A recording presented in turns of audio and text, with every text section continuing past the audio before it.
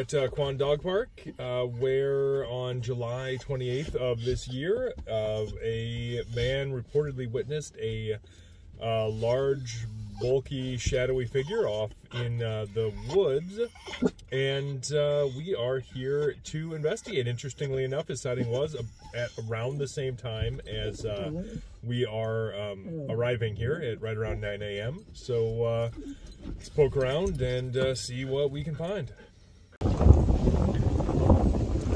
Okay, so this would be the approximate location of the witness's sighting. Behind these trees are the railroad tracks and Wingra Creek and the small bridge going over the creek that he mentioned in my conversation with him. So I think what I'm going to have to do is get over there and just poke around in the woods a little bit and see if there's any signs of habitation or anything back in the trees. Okay, so as you can probably see, vegetation is pretty thick back here, fairly overgrown.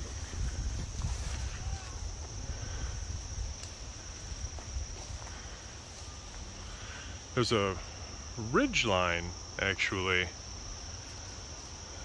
that comes up here suddenly.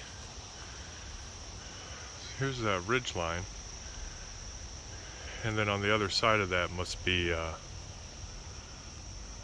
creek and railroad tracks. So for somebody to see something from the dog park, it had to be on this side of the ridge line, which means it would have had to have been somewhere within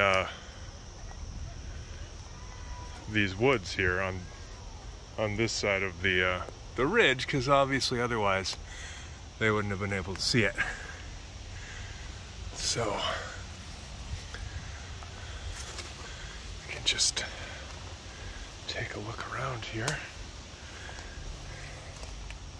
Now there are no signs of any habitation here. I certainly haven't seen any. It's not to say that this wouldn't be a good place to build a lean-to or other semi-permanent structure, but there's definitely no signs of anybody really living back here. What's this?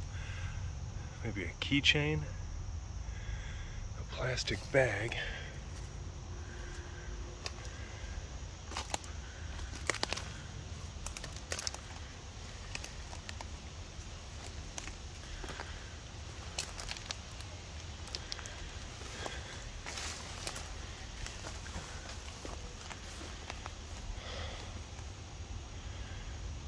Some rope.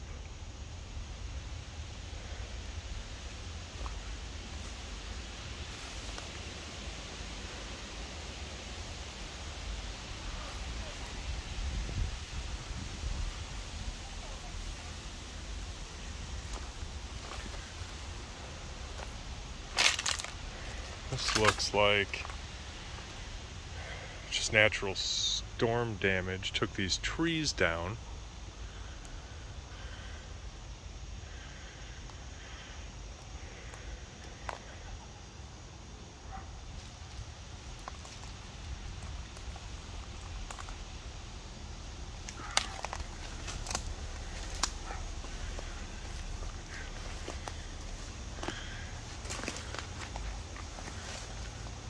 You can see just on the other side of these trees, like this foliage here, there is a walking path. Actually, it was a path that I was on just before I stepped into the woods here.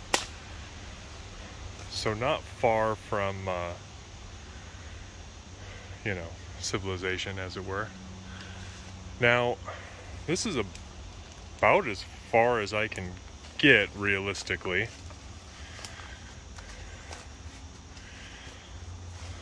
Oh, there's some cool fungus on this. Neat. But yeah,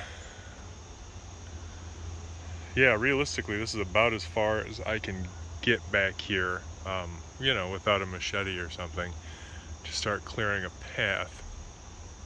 So if there was a habitable area back here for someone to be staying, we basically found it.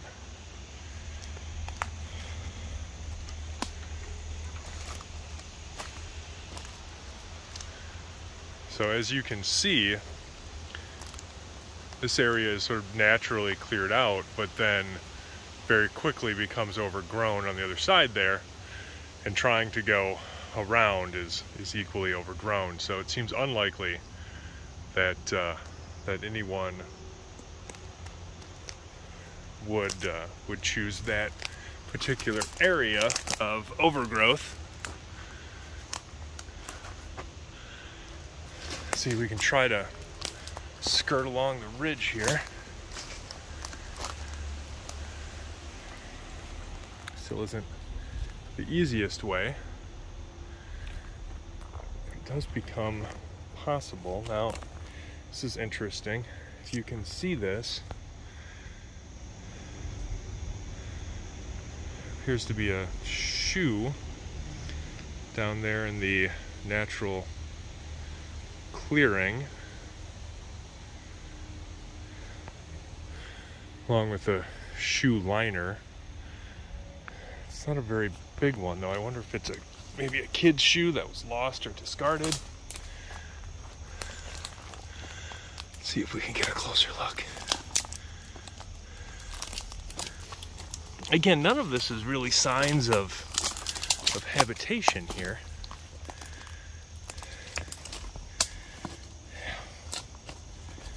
This looks to be, I don't really want to touch it because it's gross.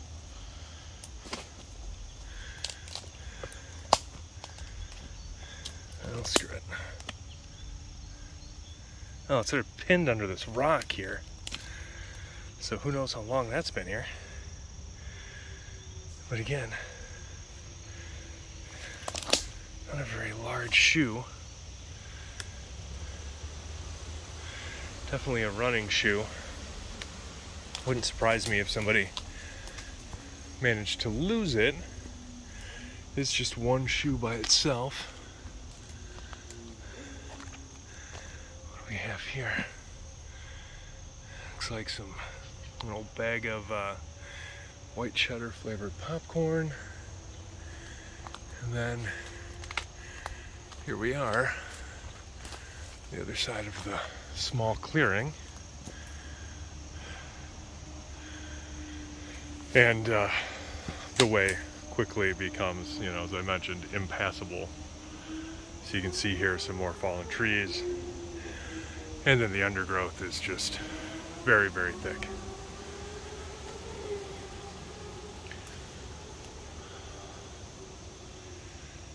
All right, let's go back the way we came here.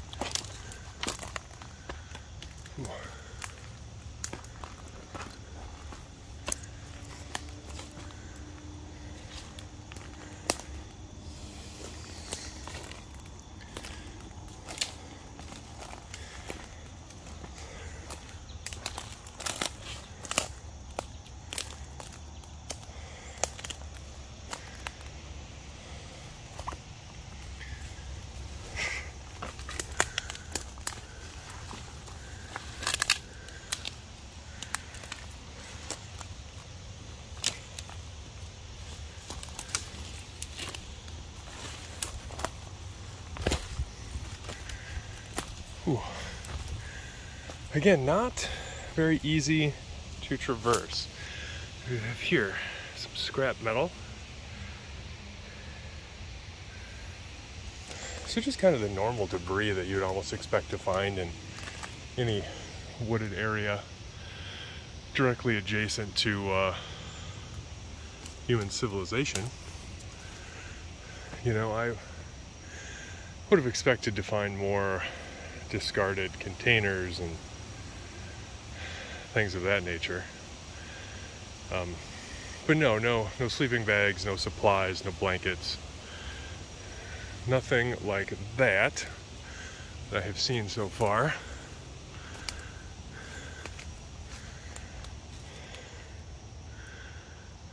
It's an old discarded food container. It looks like we've got on the other side here. I can sneak around.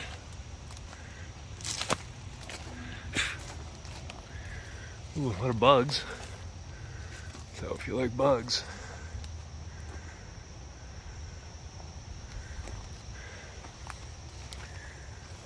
yeah, kind of a bag, maybe a bread bag.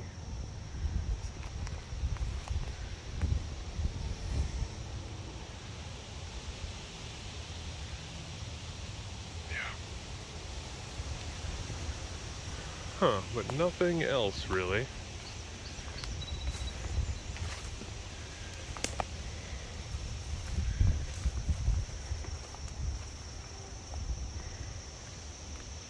Interesting. Now I gotta tell you, this is not a place that I think very many people would be interested in sleeping in. Like I said, it is very overgrown back here. A lot of insects. Not great cover from the elements overall. You know, knowing this city as well as I do, I think there are other better places to sleep, you know, in the rough if necessary. There's no real place to put a tent or anything similar. There are no tarps or anything back here that would indicate some kind of temporary living structure. So, yeah, definitely very strange. You know, I can't rule out that that someone was back here. Obviously, there is litter. There is some debris that could indicate, if not habitation, then, you know, somebody at least spending some time back here. But nothing that would indicate to me the likelihood that anybody would be sleeping back here. Because again, the space doesn't really lend itself well to that particular endeavor. So, all right, well, interesting stuff. I guess should get back to Emily so she knows that I wasn't eaten by a monster. All right, here we go. So of course I wanted to check a little bit further down the tree line too, just to make sure there was no easier egress into the woods here than the one that I found that I deemed to be the likeliest entrance or exit. And boy, I really don't see anything that would be better than this area here of relatively short foliage, and in terms of giving access to the wooded area there. So I think we can safely assume at this point that if someone were to enter or exit this wooded area, they would do it where I did, just for sake of ease, because there really does not appear to be any better,